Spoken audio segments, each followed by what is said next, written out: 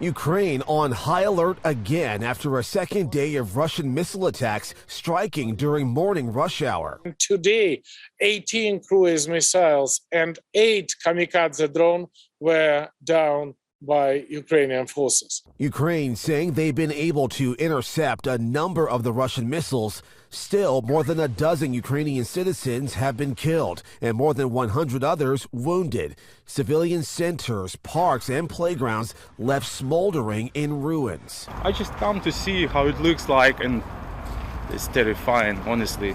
Ukraine's President Zelenskyy meeting virtually with G7 leaders, including President Biden, pressing for more air defense systems to counter Russian airstrikes and for tougher sanctions on the Kremlin. Zelenskyy underscoring he does not believe successful peace talks are possible with Russian President Putin. The U.S. and the G7 pledging to stand with Ukraine for as long as it takes. NATO's Secretary General says the alliance is closely watching Russia amid Putin's nuclear threats. Any deliberate attack against allies' critical infrastructure would be met with a united and determined response. Today, Putin met with the head of the United Nations nuclear watchdog agency, claiming he's open to discussing concerns about the Russian-controlled Zaporizhzhia power plant.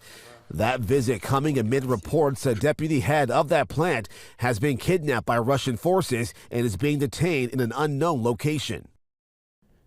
Not far from the besieged Zaporizhzhia plant, at the center of today's meeting between Putin and the UN nuclear watchdog, President Zelenskyy is reporting at least 7 were killed tonight in another Russian air assault. Justin Finch, ABC News, Washington.